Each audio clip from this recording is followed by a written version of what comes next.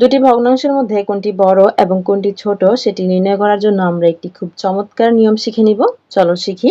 এখানে প্রথমেই আছে 1/3 এবং 1/4। এই দুটি ভগ্নাংশের মধ্যে কোনটি বড় এবং কোনটি ছোট সেটা নির্ণয় করতে হবে। এখানে দেখো আমরা সমলব দুটি ভগ্নাংশ দেখতে পাচ্ছি, অর্থাৎ লব দুইটা কি সমান। এখানেও লব 1, এখানেও লব 1।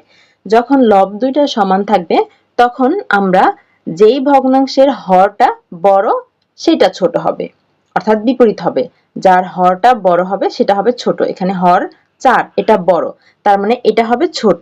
আর যার হর ছোট সেই ভগ্নাংশটা হবে বড়, তার মানে এখানে বড় হচ্ছে এই ভগ্নাংশটা, প্রথম ভগ্নাংশটা। তাহলে বড়টার দিকে মুখটা খোলা থাকবে। এরপর দেখো 3 নাম্বারটাও একই রকম। এখানেও লব 3, এখানেও লব 3, দুইটা সমলব ভগ্নাংশ। দুইটা সমলব ভগ্নাংশ থাকলে কি করতে হয়, যেই ভগ্নাংশের হর ছোট সেটা হচ্ছে বড়, যেই ভগ্নাংশের হর ছোট সেই ভগ্নাংশটা বড়। তাহলে এখানে 5 ছোট, তাহলে এই ভগ্নাংশটাই হবে বড়।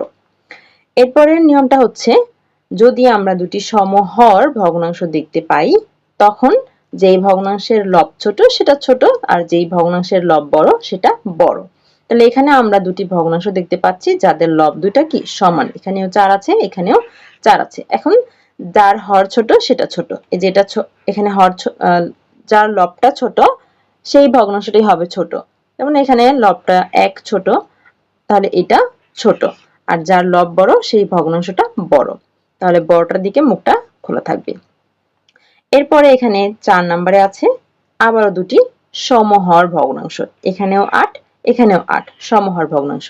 সমহর ভগ্নাংশ থাকলে যার লব ছোট সেটা ছোট, আর যার লব বড় সেটা বড়।